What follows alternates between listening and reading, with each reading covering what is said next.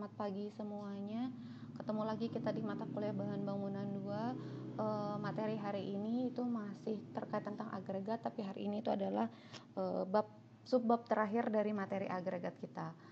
Kalau di pertemuan-pertemuan sebelumnya kita sudah belajar terkait pendahuluan, klasifikasi agregat, penambangan dan pengolahan agregat. Terus kita juga sudah belajar tentang sifat agregat dan ukuran maksimum daripada butir agregat. Nah, untuk pertemuan yang terakhir ini itu kita masih terkait ukuran maksimum butir agregat, tapi kita akan membahas susunan butir atau yang kita sebut dengan gradasi. Gradasi agregat sendiri itu adalah distribusi ukuran butir agregat yang dinyatakan dalam persentase berat butiran yang tertinggal atau yang lolos dari suatu susunan ayakan. Dalam teknologi beton, nanti agregat itu kita bedakan dalam kelompok susunan butiran. Jadi yang pertama kita sebut dengan agregat halus, di mana agregat yang butirannya lolos ayakan lebih kecil daripada 4,8 mm. Sedangkan agregat kasar itu adalah agregat yang butirannya tertahan saringan 4,8 mm. Nah, kalau untuk pentabelan itu bisa dilihat bahwa kalau yang tabel di sebelah kiri itu untuk agregat kasar, ukuran ayakannya dia lebih besar daripada 4,8. Jadi ada 9,6, 20 dan 40 mm. Sedangkan yang di sebelah kanan itu adalah yang lebih kecil daripada 4,8, ukurannya itu bisa sampai 0,15 mm. Selanjutnya, mungkin untuk lebih mudah kita coba masuk ke contoh soal. Jadi berikut adalah contoh hasil analisis saringan agregat halus. Jadi tabel berikut adalah data dari uji saringan kita. Jadi dari uji saringan itu kita dapatkan adalah diameter saringan itu berdasarkan daripada nomor saringannya, beda nomor saringan maka beda diameternya. Selanjutnya adalah berat tertahan, itu satuannya adalah gram. Terus dari data uji saringan ini kita coba cari nilai berapa sih nilai persen tertahannya, kemudian persen kumulatif tertahan dan persen lolos saringannya. Pertama, kita coba dulu persen tertahannya. Ini coba kita cek untuk saringan nomor 4 dengan diameter 4,75. Rumusnya adalah berat tertahan dibagi dengan total dikali dengan 100. Untuk nomor 4 itu berat tertahannya adalah sebesar 17 gram dengan total sampel kita sebesar 500 gram. Masukkan ke dalam persamaan 17 dibagi dengan 500 dikali 100, maka didapatkan persen tertahan untuk saringan nomor 4 adalah sebesar 3,4. Selanjutnya untuk persen tertahan saringan nomor 8, caranya sama. Saringan nomor 8 yang tertahan adalah 92% dibagi dengan 500, 92 gram dibagi dengan 500 gram dikali 100 itu sama dengan 18,4%. Untuk saringan nomor 16 sampai dengan di pennya itu silakan dicari dengan cara yang sama. Dari hasil analisa tadi itu kita dapatkan semua totalnya sebagai berikut. Nah, kalau kita jumlah itu totalnya dia harus 100%. Kalau tidak 100% kemungkinan ada yang salah ketika kita melakukan analisis. Selanjutnya itu kita coba cari persen kumulatif tertahan. Persen kumulatif tertahan, jadi yang pertama untuk yang 3/8 inch, karena dia persen tertahannya adalah 0, maka kita cari kumulatifnya adalah 0. Terus kedua, karena bahasanya adalah kumulatif, maka untuk saringan nomor 4 itu dijumlahkan dengan saringan di atasnya. Saringan di atasnya yaitu nilainya 0% untuk saringan 3/8 inch, berarti 0 ditambah dengan 3,4 di saringan nomor 4-nya itu hasilnya adalah 3,4. Terus untuk nomor 8 itu berarti kita menambahkan dari saringan di atasnya yaitu nomor 4 tadi, 3,4 kita tambahkan sama 18,4 didapatkan nilainya sebesar 21,4. Maka lanjutkan perhitungan dengan cara yang sama untuk nomor saringan 16 sampai dengan di pennya. Nah, kalau saya tuliskan tadi semua dari hasil perhitungan kita udah kita dapatkan persen kumulatif tertahannya seperti di tabel berikut. Kita coba cari persen lolos saringannya, ini perhitungan yang terakhir. Kalau misalnya persen kumulatif tertahannya adalah 0%, maka logikanya adalah tanah kita lolos seluruhnya, maka 100 dikurangi 0 sama dengan 100. Selanjutnya persen lolosnya, jadi persen lolos yang di atas itu kita kurangi dengan persen saringan yang akan kita hitung, misalnya di nomor 4 berarti 100 dikurangi sama 3,4 didapatkan nilainya sebesar 96,6%. Selanjutnya untuk saringan nomor 8 itu 96,6 kita kurangi sama persen kumulatif tertahan di saringan nomor 8 didapatkan nilainya sebesar 74,8%. Begitupun nanti selanjutnya dilakukan perhitungan dengan cara yang sama. Nah, setelah kita hitung, maka kita dapatkan persen lolos saringannya adalah sebagai berikut. Selanjutnya, dari data yang tadi kita coba gambarkan grafik daripada distribusi ukuran butirannya. Jadi yang hitam itu adalah batas atas sama batas bawah, sedangkan yang pink itu adalah distribusi daripada sampel kita. Kalau kita menggambarkan distribusi saringan, itu kita gambarkan dalam grafik logaritma. Jadi yang sumbu X itu adalah ukuran butiran, satuannya adalah milimeter, sedangkan yang sumbu Y itu adalah lolos kumulatif, satuannya adalah persen. Nah, berikut ini adalah contoh hasil pemeriksaan pasir di daerah Parangtritis yang diberikan oleh Purwanto. Ini kita ambil dari buku Teknologi Beton tulisan Cardiono tahun 2004. Jadi kalau misalnya diketahui pasir Parangtritis ketika sudah dilakukan analisis saringan, datanya sebagai berikut yang teman-teman lihat di daerah kiri. Untuk mengetahui apakah pasir tersebut cocok atau tidak untuk digunakan sebagai bahan bangunan, itu bisa kita lihat dari persen berat butiran yang lolos ayakan agregat halus sebagai standar berikut ini. Nah, dari hasil pemeriksaan gradasi didapatkan bahwa pasir gradasi Parangtritis ini itu lebih halus daripada pasir halus. Jadi parameter pasir halus adalah sebagai berikut, sehingga dia tidak memenuhi syarat untuk kita gunakan sebagai bahan bangunan. Selanjutnya, ini adalah contoh hasil pemeriksaan untuk pasir Sungai Kerasak. Juga sama, kita cek dia terhadap persen butiran yang lewat ayakan jenis agregat halus tadi. Dari hasil pemeriksaan gradasi itu didapatkan bahwa gradasi pasir Sungai Kerasak itu tergolong dalam pasir agak kasar, walaupun sedikit keluar dari saringan di lubang 4,6, sehingga dapat digunakan sebagai bahan bangunan. Jadi dia di agak kasar ini. Ini salah ya, birunya belum saya ganti di sini ya, di agak kasar. Selanjutnya hasil pemeriksaan untuk agregat kasar Ngalang Gunung Kidul itu dari hasil pemeriksaan gradasi itu kita dapatkan bahwa gradasi agregat kasar Ngalang di daerah Gunung Kidul itu tergolong dalam agregat kasar dengan butiran maksimum adalah 40 mm.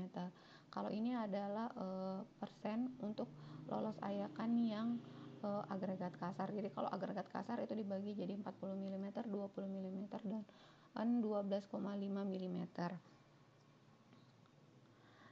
Selanjutnya itu kita coba membahas tentang gradasi agregat campuran. Bila terdapat agregat yang bercampur antara agregat halus dan agregat kasar, maka pemanfaatannya itu bisa langsung kita gunakan. Untuk kebutuhan pembuatan beton normal, gradasi agregat campuran itu tercantum dalam tabel sebagai berikut. Jadi berikut adalah batas gradasi agregat campuran untuk butiran maksimum 40 mm. Jadi 40 mm itu terdiri atas 4 kurva dan gambar distribusi dari 4 kurva tersebut adalah sebagai berikut. Selanjutnya, untuk batas gradasi agregat campuran untuk butir maksimum 30 mm itu terdiri dari 3 kurva dengan data tabel sebagai berikut, dan distribusi ukuran butiran berdasarkan grafiknya adalah juga ditampilkan sebagai berikut. Kalau yang untuk 20 mm itu dia terdiri dari 4 kurva, grafik distribusinya dan nilai untuk tabelnya bisa adik-adik lihat di PPT, dan selanjutnya untuk yang 10 mm grafik distribusinya adalah sebagai berikut. Selanjutnya untuk gradasi agregat campuran itu dibagi dalam beberapa gradasi. Yang pertama itu adalah kita sebut dengan gradasi sela. Gradasi agregat jika salah satu atau lebih dari ukuran butir atau fraksi pada satu set ayakan itu tidak ada. Keistimewaan dari gradasi sela itu yang pertama, pada nilai faktor air semen tertentu itu nanti kemudahan dalam pengerjaan akan lebih tinggi bila kandungan pasirnya lebih sedikit. Terus kondisi kelecakan juga yang tinggi itu akan lebih cenderung mengalami segregasi, sehingga pemadatannya itu harus menggunakan pemadatan penggetaran atau menggunakan vibrator. Terus gradasi ini itu tidak berpengaruh buruk pada kekuatan beton. Terus ada juga gradasi menerus. Ini adalah agregat yang semua ukuran butirannya ada dan terdistribusi dengan baik. Agregat gradasi menerus itu sering digunakan dalam pembuatan campuran beton, di mana dia menghasilkan angka pori yang kecil dengan kemampatan lebih tinggi sehingga terjadi interlocking yang baik antar butir agregat jika dibandingkan dengan gradasi sela maupun gradasi seragam. Untuk gradasi seragam sendiri, itu agregat yang mempunyai ukuran butir yang sama dan butirannya seragam.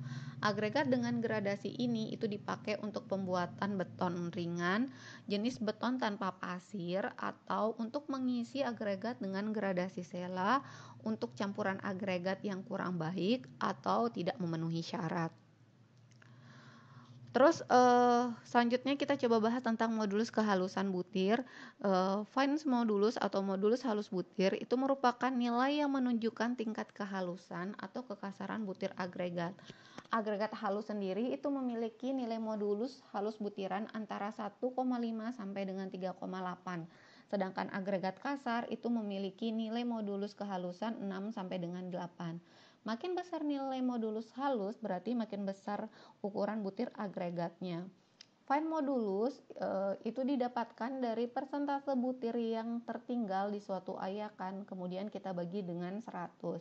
Lapisan ayakan itu meliputi seluruh ayakan agregat kasar sampai dengan ayakan agregat halus sebelumnya. Jadi dari saringan nomor 40 sampai dengan 0,15.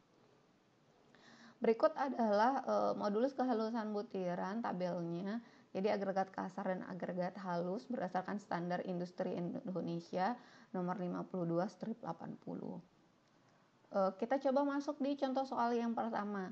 Nilai modulus halus butir agregat kita dapatkan sebagai berikut pada tabel di bawah ini. Jadi kalau dari hasil uji analisis saringan kita punya lubang saringan sebesar 38 sampai dengan 0,15. Terus berat butiran lewat saringan persennya itu sebagai berikut juga udah ditabelkan. Hitunglah modulus kehalusan butiran dan tentukan penggolongan daripada agregat tersebut. Cara pertama kita hitung dulu berat butiran yang tertinggal untuk menghitung modulus kehalusannya. Kita hitung berat butir yang tertinggal. Caranya adalah berarti karena persen kita adalah terlalu 100%, maka nilai yang 100% untuk berat butiran tertinggal pada lubang 9,8 berarti 100 dikurangi 100 sama dengan 0. Terus untuk yang 4,8 itu 100 dikurangi 89 sama dengan 11. Dan untuk yang 2,4 itu 100 dikurangi 77 sama dengan 23. Dan silakan dilanjutkan untuk perhitungan yang lainnya dengan cara yang sama. Maka setelah saya hitung, itu hasilnya adalah sebagai berikut. Di total jumlah persen tertinggalnya saya dapatkan nilainya adalah sebesar 315%. Selanjutnya kita hitung modulus kehalusan butiran. Jadi rumusnya adalah berat butiran tertinggal dalam persen itu kita bagi dengan 100. Terus jumlah totalnya tadi itu 315 kita bagi 100 maka kita dapatkan 3,15. Untuk 3,15 itu berarti dia masih masuk dalam penggolongan agregat halus. Terus selain itu juga kita cek juga karena pada diameter 4,8 mm berat butiran lewatnya adalah lebih besar sampai dengan 89%, itu dia berarti termasuk jenis agregat halus juga. Terus cek pada tabel distribusi agregat halus yang tadi di atas yang ada agak kasar, agak halus dan halus, itu kita bisa dapatkan bahwa untuk contoh tanah ini dia termasuk agregat halus dengan klasifikasi agak halus. Selanjutnya sama, ini kita coba untuk soal yang kedua, kita cari modulus kehalusan dan tentukan penggolongan agregat. Terus kita cari dulu berat butiran tertinggalnya. Jadi 100 dikurangi 100 sama dengan 0. Selanjutnya juga kita lanjutkan untuk yang lubang 19 mm. Terus 100 dikurangi 35 sama dengan 65. Maka kita dapatkan hasil dari perhitungan semuanya adalah sebagai berikut. Kemudian kita cari modulus kehalusannya. Totalnya adalah 754 dibagi dengan 100 kita dapatkan 7,54. Berdasarkan dari modulus kehalusan butiran karena dia lebih besar daripada 6 sampai dengan 8 nilainya adalah 7,54, maka agregat kita bisa termasuk dengan agregat kasar.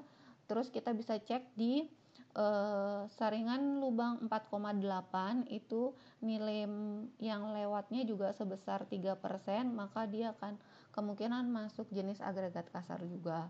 Terus kita cek pada tabel distribusi agregat kasar kita yang 40 mili, 20 mili tadi, maka kita dapatkan dia termasuk pada agregat kasar dengan maksimum butirannya adalah 40 mm. Selanjutnya, selain modulus, kita coba belajar tentang agregat gabungan. Jadi, agregat ini merupakan agregat hasil pencampuran agregat halus dan agregat kasar dengan syarat tertentu. Jadi, agregat gabungan itu biasanya digunakan untuk campuran beton. Persyaratan agregat gabungan itu menurut SNI nomor 36861.1 tahun 2002 itu dia mengadopsi pada British Standard dengan maksimum butiran dari 40 mili, 30 mili, 20 mili, dan 10 mili. Maka untuk gradasi maksimum butiran itu kita gambarkan dalam 4 kurva yang terdiri dari 3 daerah. Jadi kurva yang pertama itu adalah kurva butiran maksimum 40 mili dengan 3 daerah. Daerah A itu antara kurva 1 dan kurva 2, daerah B antara kurva 2 dan kurva 3, sedangkan daerah C itu adalah antara kurva 3 dan kurva 4. Terus kalau untuk yang maksimum 30 juga gambar kurvanya sebagai berikut. Untuk yang 20 juga sama, daerah A, daerah B, dan daerah C. Nah, selanjutnya ini adalah untuk yang butir maksimum yang 10 mili. Penjelasan dari daerah A atau sifat-sifat kurva gradasi agregat gabungan itu yang pertama, di bawah kurva 1 atau di bawah daerah A itu dia akan menghasilkan beton dengan agregat butir kasar. Jadi sifatnya daripada agregat ini itu sukar kita kerjakan dan dia sukar untuk dipadatkan. Selanjutnya kalau dia kurva 2 atau di antara daerah A dan daerah B itu dia menghasilkan beton dengan kualitas yang baik. Selanjutnya kalau dia kurva 3 antara daerah B dan daerah C itu dia akan menghasilkan beton yang masih bisa kita gunakan. Selanjutnya di atas kurva 4 atau di atas daerah C dia akan menghasilkan beton dengan agregat halus. Untuk mendapatkan beton dengan sifat yang mudah kita kerjakan dan untuk mendapatkan kekuatan yang memadai, kalau misalnya menggunakan agregat ini itu membutuhkan kadar air dan semen yang cukup tinggi. Penggabungan agregat halus dan agregat kasar itu umumnya sulit kita lakukan, di mana untuk memperoleh susunan butir yang siap atau yang ready pada pembuatan beton. Karena apa? Karena biasanya agregat gabungan itu umumnya kita peroleh secara alami. Jadi metode penggabungan agregat itu bisa kita hitung dengan yang pertama adalah metode analisis dan metode grafis. Di penjelasan yang hari ini itu saya hanya akan membahas tentang metode analitis saja. Yang metode grafisnya nanti silakan adik-adik baca di bukunya Pak Kusdiono di Bahan Bangunan 2. Selanjutnya, kondisi agregat di lapangan itu ada beberapa kondisi. Yang pertama, pasir terlalu kasar, itu dia kekurangan butiran yang menembus ayakan 0,3 mm. Biasanya banyak mengandung butiran lebih besar daripada 5 mm.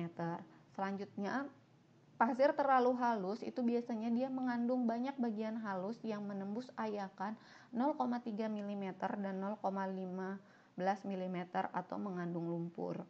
Selanjutnya, pasir yang susunannya tidak kontinu atau gap graded itu tidak terdapat satu bagian butiran. Selanjutnya, agregat kasar itu hanya terdiri dari satu atau dua fraksi, misalnya 50 mili sampai 38 mili atau 38 mili sampai dengan 19 mili. Agregat kasar yang terdiri dari 3 atau 4 fraksi, misalnya biasanya dia didapatkan dari hasil pemecahan batu dengan mesin. Kalau kita campur dalam perbandingan tertentu, itu baru bisa dia memenuhi persyaratan gradasi yang baik. Agregat kasar terlalu halus itu biasanya banyak mengandung butiran lolos ayakan 4,75 mm. Nah, tadi untuk bagaimana cara menggabungkan agregat tersebut yang akan saya jelaskan itu hanya menggunakan metode analitis. Rumus penggabungan dengan dua agregat itu rumusnya adalah sebagai berikut. Y sama dengan A per 100 dikali dengan YA ditambah dengan B bagi 100 dikali dengan YB. Dengan Y adalah ordinat dari kurva susunan butir gabungan pada salah satu lubang, misalnya D mm. Kemudian YA dan YB itu merupakan ordinat dari kurva susunan butiran agregat A dan B pada salah satu ukuran lubang ayakan yang sama dengan lubang ayakan Y atau D mm yang akan kita cari. Selanjutnya A dan B itu merupakan perbandingan berat agregat A dan B dalam satuan persen. Dan A plus B itu nilainya 1 atau nilainya 100%. Catatannya, apabila dia mengandung 3 agregat, misalnya satu agregat halus, 2 agregat kasar, itu bisa kita selesaikan dengan persamaan di atas juga, persamaan penggabungan dengan 2 agregat secara analog. Kita coba masuk ke contoh soal. Jadi dari hasil analisa ayakan agregat pasir, kita dapatkan data sebagai berikut. Kita dapatkan data agregat A dan agregat B dari persen lewat kumulatifnya. Yang diminta adalah menggabungkan pasir kasar dan pasir halus serta gambarkan bentuk kurvanya.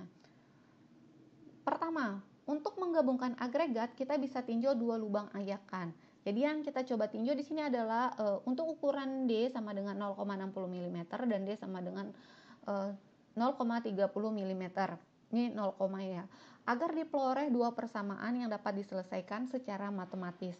Kita harapkan gabungan agregat itu masuk dalam susunan butir 2 atau zona 2 sehingga pada tinjauan lubang D sama dengan 0,60 mm itu terdiri dari 45% dan D sama dengan 0,30 mm itu dia sebanyak 20%.